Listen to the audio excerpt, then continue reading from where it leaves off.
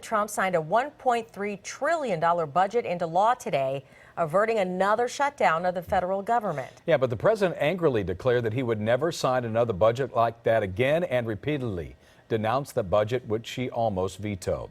KCAL 9 political reporter today, Bryan, joins us now with a breakdown of the bill. I think the president said a lot of people just didn't look at this bill or read it before they signed it. Is that right? Over 2,000 pages. Yeah. And it was just completed, last night, right? It was completed, so yeah. Who's got the time to read that?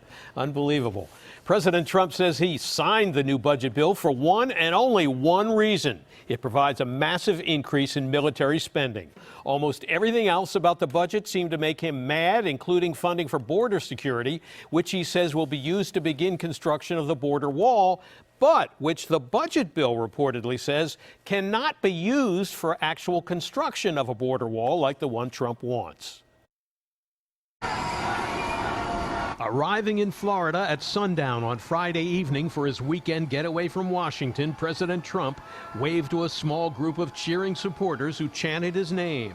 Just a few hours earlier, he seemed to be dragged kicking and screaming into signing a new $1.3 trillion federal budget into law. I will never sign another bill like this again. I'm not going to do it again. It was one of the most bizarre budget signing announcements ever witnessed at the White House. Trump ripping the budget from top to bottom and then announcing he signed it anyway. There are a lot of things that I'm unhappy about in this bill.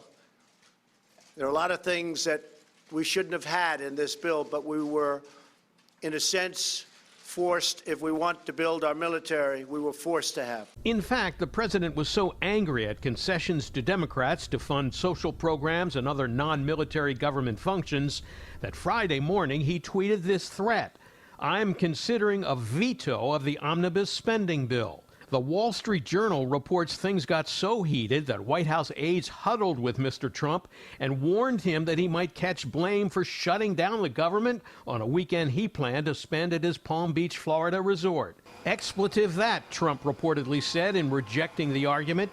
The president said he came very close to vetoing it. I looked very seriously at the veto. I was thinking about doing the veto, but because of the incredible gains that we've been able to make for the military, that overrode any of our thinking.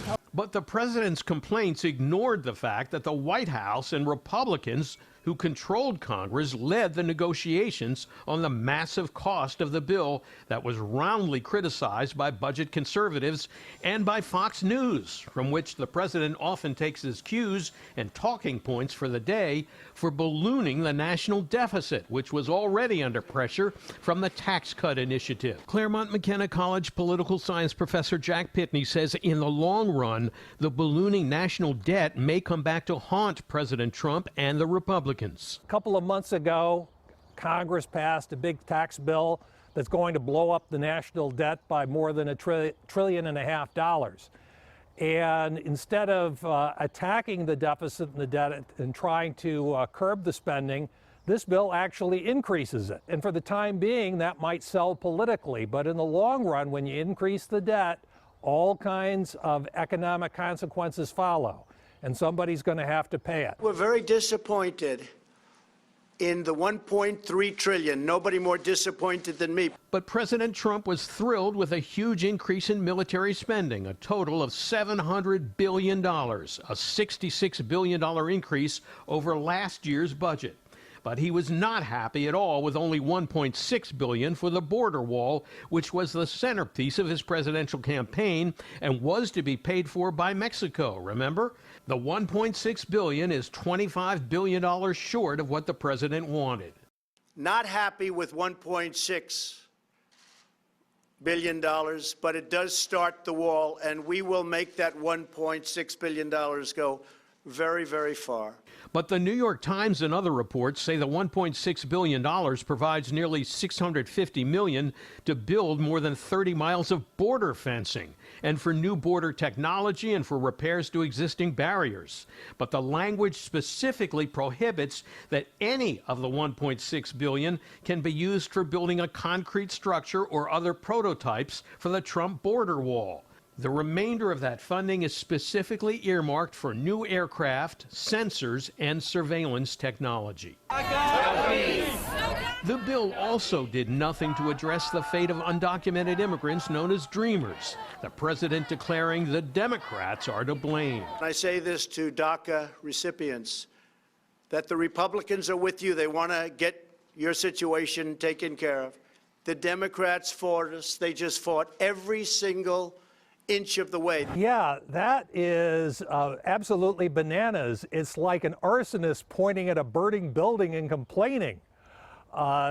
Trump is the one who ended DACA, and he's blaming the Democrats for not doing something about it. That just doesn't make any sense. Democrats say they agreed to funding construction of Trump's wall in exchange for a pathway to citizenship for 1 million Dreamers, and he rejected it. We gave him every penny he asked for over 10 years and fixed the Dreamer problem, and he said no.